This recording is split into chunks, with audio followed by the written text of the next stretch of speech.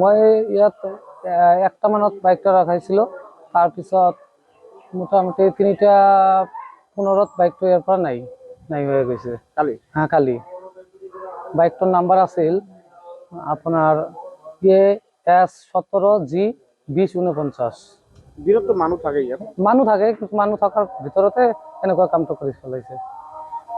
আপোনাৰ চিচি কেমেৰাৰ ভিজুৱেল আহিছে? আহিছে।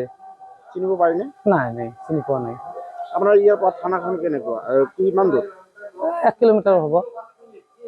ইয়াত কি আপোনালোকৰ নিৰাপত্তাৰ কোনো অভাৱ আছে নেকি? আছে, কোনো নিৰাপত্তা ঠিকঠাক পোৱা নাই।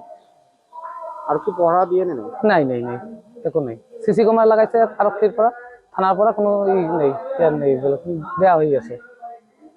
আমাক খবৰ দিছে? হ্যাঁ, খবৰ দিছে। সিহঁতে কোনো যোগাযোগ কৰিছে নেকি? নাই, কোনো যোগাযোগ কৰা নাই। মই অলৰেডি কেছটো ফেলাইছো, তাত কোনো যোগাযোগ কৰা নাই। হয়, সেইটোৱে আমাৰ মানে যোৱাকালিৰ পৰা সেইটোৱে আমি বহুত চিন্তাত পৰি আছো। আমি ইয়াতে বসবাস কৰোঁ। ইয়াতে এইখিনি ঠাইতে বাইকখন আছিলে আৰু তাৰ পৰাই আবেলি 3মান বজাত ইয়াৰ পৰা ধুনীয়াকৈ আমাৰ ভিডিঅ'ত দেখা মতে একদম মানে নিজৰ বাইক তেনেকুৱা ভাবি ধুনীয়াকৈ লৈ গৈছে, চুৰি কৰিবলৈ সক্ষম হৈছে। আৰু মানে এনেকুৱা অৱস্থা হৈছে, আমি মানে বহুত নিৰাপত্তাহীনতাত ভুগিছোঁ। আমি প্ৰশাসনক অনুৰোধ জনাইছোঁ এইখিনিৰ সঠিক অনুসন্ধান কৰি অতি সোনকালে যাতে ষ্টেপ গ্ৰহণ কৰিব পাৰে, তাৰ কাৰণে আমি প্ৰশাসনক অনুৰোধ জনাইছোঁ।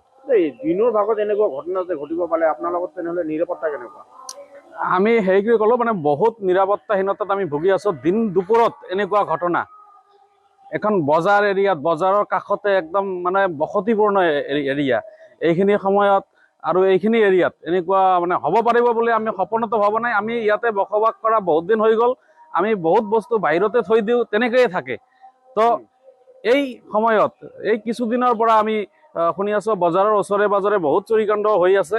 তো যোৱাকালি যিটো হ'ল সেইটোতো আমাৰ মানে সন্মুখত, ইয়াৰ পৰা লৈছে মানে ঘৰৰ পৰাই লৈছে, এনেকুৱা অৱস্থা। তো এইটো বহুত চিন্তনীয় বিষয়।